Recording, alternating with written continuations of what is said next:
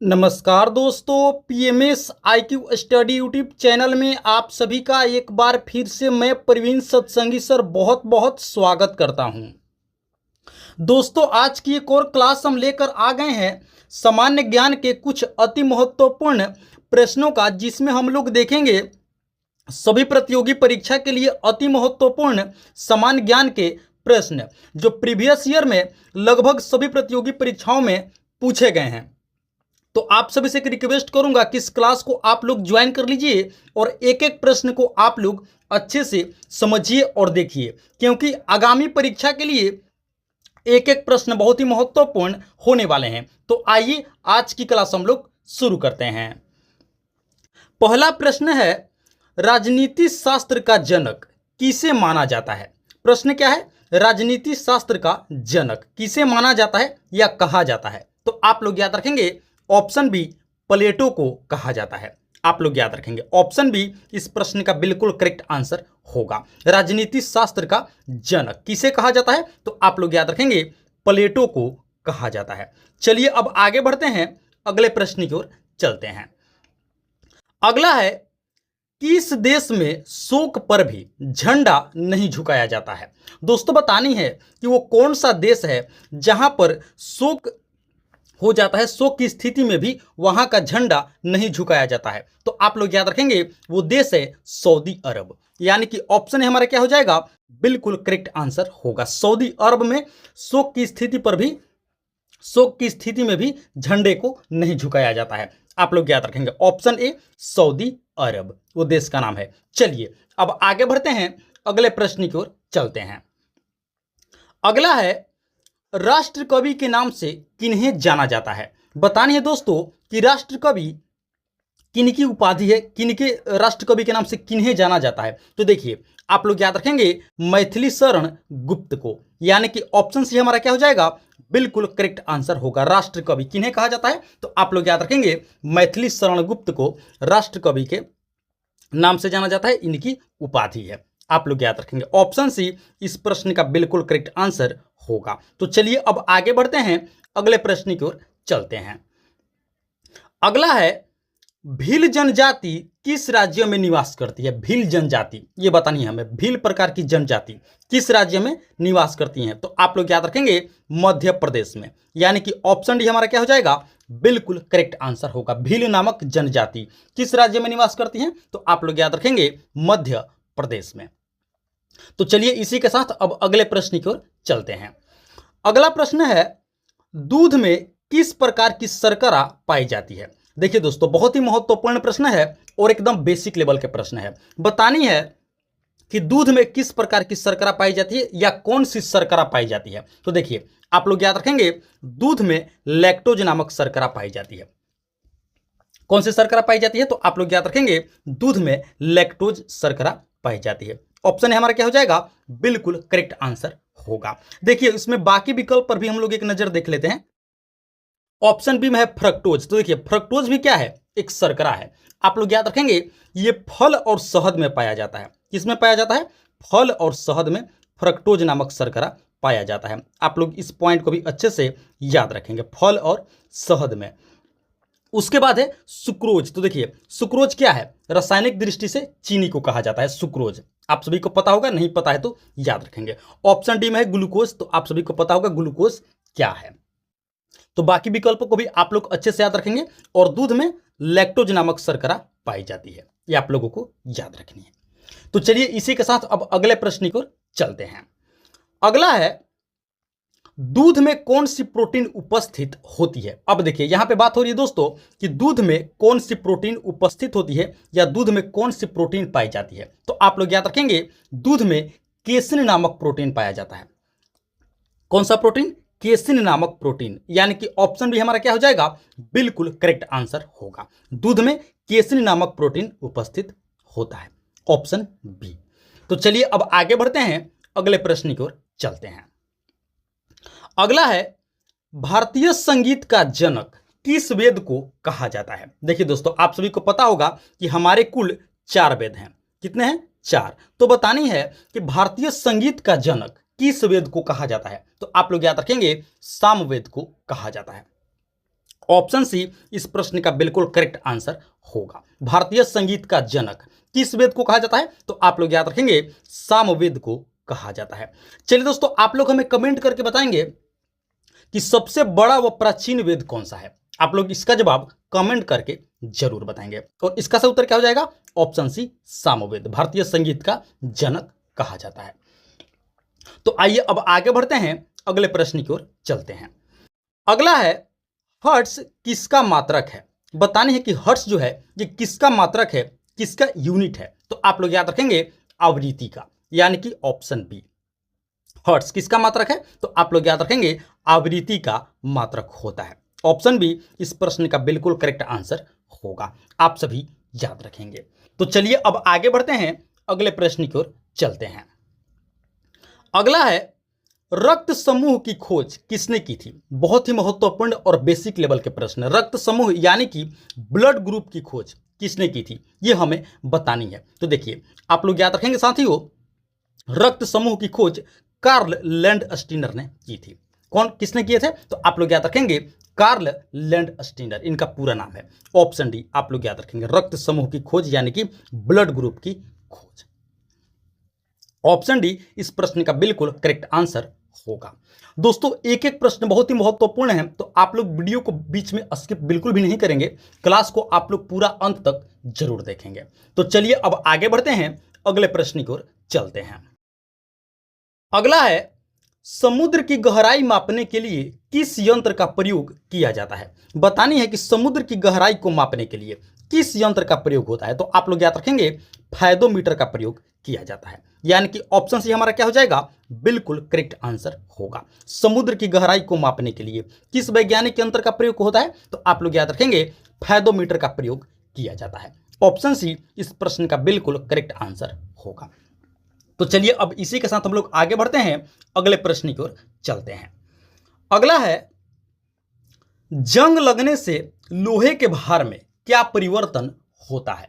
बहुत ही महत्वपूर्ण और बेसिक लेवल के प्रश्न। देखिए, बतानी है कि जब लोहे में जंग लग जाती है तो उसके भार में क्या परिवर्तन होता है। तो देखिए, जंग लगने से लोहे के भार में जो परिवर्तन होता है वो होता है उसका भार बढ़ जाना, यानी कि ऑप्शन हमारा क्या हो जाएगा? बिल्कुल करेक्ट आंसर होगा। जंग लगने से लोहे का जो भार होता है वो क्या होता है? वो बढ़ जाता है। आप लोग इस पॉइंट को अच्छे से याद रखेंगे। ऑप्शन ए इस प्रश्न का बिल्कुल करेक्ट आंसर होगा, बढ़ जाता है, लोहे का भार बढ़ जाता है। तो चलिए अब आगे बढ़ते हैं, अगले प्रश्न की ओर चलते हैं। अगला है मध्य प्रदेश स्थित पन्ना की खान किस लिए प्रसिद्ध है? देखिए, आप सभी को पता होगा, नहीं पता है तो याद रखेंगे, जो पन्ना की खान है ये किस राज्य में है? तो आप लोग याद रखेंगे मध्य प्रदेश में। किस लिए प्रसिद्ध है? तो आप लोग याद रखेंगे हीरा के लिए प्रसिद्ध है, यानी कि ऑप्शन डी इस प्रश्न का बिल्कुल करेक्ट आंसर होगा। मध्य प्रदेश स्थित पन्ना की खान किस लिए प्रसिद्ध है? तो आप लोग याद रखेंगे हीरा यानी कि डायमंड के लिए प्रसिद्ध है पन्ना की खान। कहां पर स्थित है? तो आप लोग याद रखेंगे मध्य प्रदेश राज्य में स्थित है। तो चलिए अब आगे बढ़ते हैं, अगले प्रश्न की ओर चलते हैं। अगला प्रश्न है ट्रेकोमा और ग्लूकोमा रोग किससे संबंधित है? यह भी बहुत ही महत्वपूर्ण प्रश्न है दोस्तों। बतानी है कि ट्रेकोमा और ग्लूकोमा नामक रोग ये दोनों किससे संबंधित है, हमारे शरीर के किस अंग को प्रभावित करते हैं? तो आप लोग याद रखेंगे इसका सही उत्तर होगा आंख, यानी कि ऑप्शन सी। ट्रेकोमा और ग्लूकोमा रोग किससे संबंधित है? तो आप लोग याद रखेंगे आंख से संबंधित है। ऑप्शन सी इस प्रश्न का बिल्कुल करेक्ट आंसर होगा। तो चलिए अब आगे बढ़ते हैं, अगले प्रश्न की ओर चलते हैं। अगला है निम्न में से कौन सी धातु द्रव अवस्था में होती है? देखिए, अब बतानी है कि इनमें से कौन सी धातु है जो द्रव अवस्था में होता है। तो आप लोग याद रखेंगे पारा, यानी कि ऑप्शन ए इस प्रश्न का बिल्कुल करेक्ट आंसर होगा। जो पारा धातु है ये द्रव अवस्था में मौजूद होता है। ऑप्शन ए इस प्रश्न का बिल्कुल करेक्ट आंसर होगा, पारा अर्थात मरकरी। आप सभी को पता होगा इसका प्रयोग कहां पर होता है? इसका प्रयोग थर्मामीटर में किया जाता है। किसमें किया जाता है? थर्मामीटर में। आप सभी याद रखेंगे, जो मनुष्य का तापमान मापने के काम में आता है थर्मामीटर, उसी में इसका प्रयोग होता है पारा का। तो ऑप्शन ए इस प्रश्न का बिल्कुल करेक्ट आंसर होगा, पारा अर्थात मरकरी। तो चलिए अब इसी के साथ हम लोग अगले प्रश्न की ओर चलते हैं। अगला है, पोंगल किस राज्य का एक लोक त्योहार है? बतानी है दोस्तों कि पोंगल जो है ये किस राज्य का एक फोल्क फेस्टिवल है, लोक त्योहार है। तो आप लोग याद रखेंगे तमिलनाडु, यानी कि ऑप्शन सी पोंगल किस राज्य का एक लोक त्योहार है, तो आप लोग याद रखेंगे तमिलनाडु का एक लोक त्योहार है। ऑप्शन सी इस प्रश्न का बिल्कुल करेक्ट आंसर होगा। तो चलिए अब आगे बढ़ते हैं, अगले प्रश्न की ओर चलते हैं।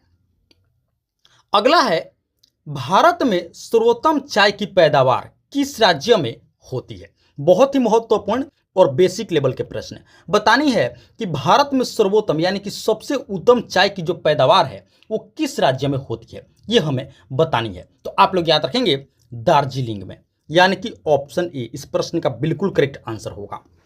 भारत में सर्वोत्तम प्रकार की चाय की पैदावार किस राज्य में होती है, तो आप लोग याद रखेंगे दार्जिलिंग पश्चिम बंगाल में। यहां पर दार्जिलिंग शहर का नाम है और राज्य से आप लोग याद रखेंगे पश्चिम बंगाल। तो ऑप्शन है हमारा क्या हो जाएगा, बिल्कुल करेक्ट आंसर होगा।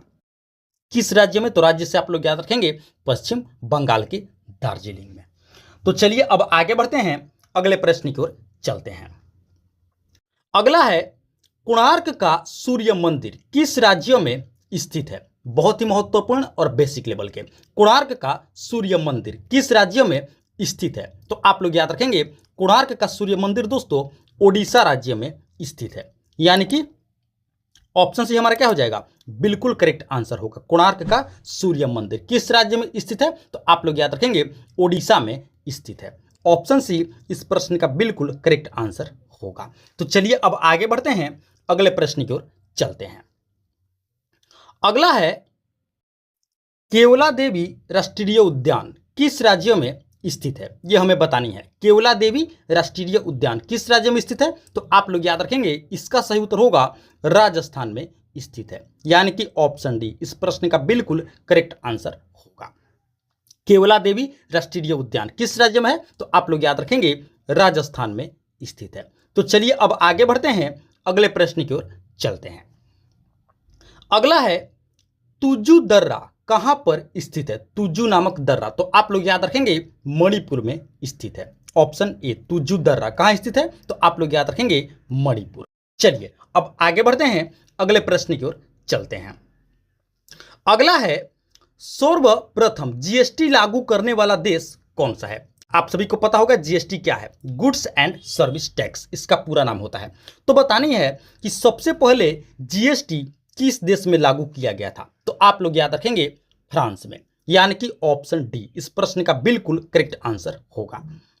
सर्वप्रथम जीएसटी किस देश में लागू किया गया था, तो आप लोग याद रखेंगे फ्रांस में लागू किया गया था। ऑप्शन डी इस प्रश्न का बिल्कुल करेक्ट आंसर होगा। तो चलिए अब आगे बढ़ते हैं, अगले प्रश्न की ओर चलते हैं। अगला है, मैकमोहन रेखा किन दो देशों के बीच की सीमा रेखा है? यह भी बहुत ही महत्वपूर्ण है और बार बार प्रतियोगी परीक्षा में पूछे जाते हैं। बतानी है कि मैकमोहन रेखा किन दो देशों के बीच की सीमा रेखा है, तो आप लोग याद रखेंगे भारत एवं चीन, यानी कि ऑप्शन बी इस प्रश्न का बिल्कुल करेक्ट आंसर होगा। मैकमोहन रेखा भारत एवं चीन के देशों के बीच की सीमा रेखा है, आप लोग याद रखेंगे। ऑप्शन बी इस प्रश्न का बिल्कुल करेक्ट आंसर होगा। तो चलिए अब आगे बढ़ते हैं, अगले प्रश्न की ओर चलते हैं। अगला है दोस्तों, एशियाटिक सोसाइटी की स्थापना किसने की थी? यह भी दोस्तों बहुत ही महत्वपूर्ण है। बतानी है कि एशियाटिक सोसाइटी की स्थापना किसने की थी, तो आप लोग याद रखेंगे विलियम जोन्स ने, यानी कि ऑप्शन सी इस प्रश्न का बिल्कुल करेक्ट आंसर होगा। एशियाटिक सोसाइटी की स्थापना विलियम जोन्स ने की थी, आप लोग याद रखेंगे 1784 में, यानी कि ऑप्शन सी इस प्रश्न का बिल्कुल करेक्ट आंसर होगा। आप सभी याद रखेंगे। तो चलिए अब आगे बढ़ते हैं, अगले प्रश्न की ओर चलते हैं। अगला है, मालगुडी डेज किनकी रचना है? बतानी है मालगुडी डेज नामक रचना ये किनका है, ये बताने मालगुडी डेज, तो आप लोग याद रखेंगे आर के नारायण, यानी कि ऑप्शन ए मालगुडी डेज किनकी रचना है, तो आप लोग याद रखेंगे आर के नारायण की ये रचना है। ऑप्शन ए इस प्रश्न का बिल्कुल करेक्ट आंसर होगा। तो चलिए अब आगे बढ़ते हैं, अगले प्रश्न की ओर चलते हैं। अगला है, चंपारण सत्याग्रह किस वर्ष शुरू हुई थी, ये हमें बतानी है। चंपारण सत्याग्रह आप सभी को पता होगा किनके द्वारा शुरू किया गया था, महात्मा गांधी के द्वारा शुरू किया गया था। तो बतानी है कि किस वर्ष इसकी शुरुआत हुई थी। तो आप लोग याद रखेंगे ऑप्शन डी 1917 ईस्वी में, यानी कि ऑप्शन डी 1917 ईस्वी में चंपारण सत्याग्रह की शुरुआत हुई थी। आप लोग याद रखेंगे ऑप्शन डी। चलिए अब आगे बढ़ते हैं, अगले प्रश्न की ओर चलते हैं। अगला है भौतिक विज्ञान के जनक किन्हें माना जाता है, फादर ऑफ फिजिक्स। ये हमें बतानी है किन्हें माना जाता है, किन्हें कहा जाता है। तो आप लोग याद रखेंगे अल्बर्ट आइंस्टीन को माना जाता है। ऑप्शन सी इस प्रश्न का बिल्कुल करेक्ट आंसर होगा। भौतिक विज्ञान के जनक किन्हें कहा जाता है, तो आप लोग याद रखेंगे अल्बर्ट आइंस्टीन को भौतिक विज्ञान के जनक कहा जाता है। ऑप्शन सी इस प्रश्न का बिल्कुल करेक्ट आंसर होगा। तो चलिए अब आगे बढ़ते हैं, अगले प्रश्न की ओर चलते हैं। अगला है भारत का राष्ट्रीय ध्वज गीत कौन सा है, यह हमें बतानी है। भारत का flag song, national flag song कौन सा है, तो आप लोग याद रखेंगे हिंद देश का प्यारा झंडा। यह हमारा क्या है, राष्ट्रीय ध्वज गीत है, यानी कि ऑप्शन डी इस प्रश्न का बिल्कुल करेक्ट आंसर होगा। हिंद देश का प्यारा झंडा श्यामलाल गुप्त पार्षद के द्वारा लिखा गया यह हमारा क्या है, राष्ट्रीय ध्वज गीत है। तो ऑप्शन डी इस प्रश्न का बिल्कुल करेक्ट आंसर होगा, आप सभी याद रखेंगे। तो चलिए अब आगे बढ़ते हैं, अगले प्रश्न की ओर चलते हैं। अगला है अंग्रेज पुलिस अफसर कैप्टन सैंडर्स की हत्या किसके द्वारा की गई थी। देखिए कैप्टन सैंडर्स ये कौन था, एक अंग्रेज पुलिस अफसर था। तो बतानी है कि इसकी हत्या किसके द्वारा किया गया था, तो आप लोग याद रखेंगे भगत सिंह, यानी कि ऑप्शन डी। जी हाँ दोस्तों, महान क्रांतिकारी भगत सिंह जी के द्वारा कैप्टन सैंडर्स की हत्या की गई थी, जो क्या था, एक अंग्रेज पुलिस अफसर था। ऑप्शन डी इस प्रश्न का बिल्कुल करेक्ट आंसर होगा, आप सभी याद रखेंगे। तो चलिए अब आगे बढ़ते हैं, अगले प्रश्न की ओर चलते हैं। अगला है निम्नलिखित में से किस वर्ष में मुस्लिम लीग ने एक पृथक राष्ट्र का संकल्प यानी कि पाकिस्तान प्रस्ताव का स्वीकार किया था, यह हमें बतानी है किस वर्ष में। आप सभी को पता होगा कि एक अलग मुस्लिम देश बनाने की मांग किसने की थी, मुस्लिम लीग ने। आप लोग इसे अवश्य याद रखेंगे। तो बतानी है कि किस वर्ष एक पृथक राष्ट्र यानी कि एक अलग राष्ट्र पाकिस्तान को बनाने का स्वीकार प्रस्तावित किया गया था। तो आप लोग याद रखेंगे इसका सही उत्तर होगा 1940 ईस्वी में, यानी कि ऑप्शन डी। पहली बार 1940 ईस्वी में पाकिस्तान प्रस्ताव स्वीकार किया गया था, किसके द्वारा, मुस्लिम लीग के द्वारा। तो ऑप्शन डी हमारा क्या हो जाएगा, बिल्कुल करेक्ट आंसर होगा, आप सभी याद रखेंगे। तो चलिए अब आगे बढ़ते हैं, अगले प्रश्न की ओर चलते हैं। अगला है देशबंधु की उपाधि संबंधित है। बतानी है कि देशबंधु किनकी उपाधि है, किस व्यक्ति से संबंधित है। तो आप लोग याद रखेंगे चित्तरंजन दास, यानी कि ऑप्शन बी इस प्रश्न का बिल्कुल करेक्ट आंसर होगा। देशबंधु की उपाधि किस व्यक्ति से संबंधित है, तो आप लोग याद रखेंगे चित्तरंजन दास, ऑप्शन बी। आइए अब आगे बढ़ते हैं, अगले प्रश्न की ओर चलते हैं। अगला है कांग्रेस का 1929 का अधिवेशन जिसमें पूर्ण स्वराज का लक्ष्य घोषित किया गया था, कहां पर हुआ था। बहुत ही महत्वपूर्ण और एकदम बेसिक लेवल के प्रश्न। कांग्रेस का 1929 का अधिवेशन जिसमें किसका लक्ष्य रखा गया था, पूर्ण स्वराज्य का लक्ष्य रखा गया था। तो बताने है कि ये कहां पर हुआ था, तो आप लोग याद रखेंगे लाहौर में, यानी कि ऑप्शन सी इस प्रश्न का बिल्कुल करेक्ट आंसर होगा। 1929 के लाहौर अधिवेशन में पूर्ण स्वराज का लक्ष्य घोषित किया गया था, कांग्रेस के अधिवेशन में, कहां पर, लाहौर में। ऑप्शन सी इस प्रश्न का बिल्कुल करेक्ट आंसर होगा, लाहौर। आइए अब आगे बढ़ते हैं, अगले प्रश्न की ओर चलते हैं। अगला है कांग्रेस ने भारत छोड़ो आंदोलन का प्रस्ताव किस वर्ष पारित किया था, यह हमें बतानी है। कांग्रेस ने भारत छोड़ो आंदोलन का प्रस्ताव किस वर्ष पारित किया गया था कांग्रेस के द्वारा, तो आप लोग याद रखेंगे 1942 ईस्वी में, यानी कि ऑप्शन सी इस प्रश्न का बिल्कुल करेक्ट आंसर होगा। 1942 ईस्वी में कांग्रेस के द्वारा भारत छोड़ो आंदोलन का प्रस्ताव पारित किया गया था, सन 1942 ईस्वी में। ऑप्शन सी इस प्रश्न का बिल्कुल करेक्ट आंसर होगा, आप सभी याद रखेंगे। तो दोस्तों ये थी हमारी आज की पिछले वर्षों में पूछे गए सभी प्रतियोगी परीक्षा के लिए अति महत्वपूर्ण सामान्य ज्ञान के प्रश्नावली वीडियो क्लास। आशा करते हैं इस क्लास को आप लोग अंत तक जरूर देखे होंगे, एक एक प्रश्न को आप लोग अच्छे से समझे होंगे और याद भी कर लिए होंगे। तो आप सभी से एक रिक्वेस्ट करूंगा कि इस वीडियो को आप लोग अभी तक एक लाइक नहीं किए हैं तो दोस्तों आप लोग इस वीडियो को एक लाइक जरूर कर देंगे। साथ ही साथ PMS IQ study YouTube channel पर आप लोग पहली बार विजिट किए हैं तो इस चैनल को भी आप लोग जरूर से जरूर सब्सक्राइब कर लेंगे। इसी तरह की महत्वपूर्ण प्रश्नावली वीडियो क्लास प्रतिदिन देखने के लिए, अपनी तैयारी को बेहतर और मजबूत करने के लिए वीडियो को एक लाइक करके चैनल को सब्सक्राइब कर लेंगे। कमेंट करके अपना फीडबैक हमें जरूर देंगे कि आप लोगों को क्लास कैसी लगी, प्रश्न का लेवल कैसा था, कहीं पर कोई त्रुटि है तो उसका भी आप लोग हमें कमेंट करके जरूर बताएंगे। तो फिलहाल इस क्लास में इतना ही, मिलते हैं एक और मोस्ट इंपॉर्टेंट क्लास में। तब तक के लिए आप सभी का बहुत बहुत धन्यवाद। जय हिंद दोस्तों।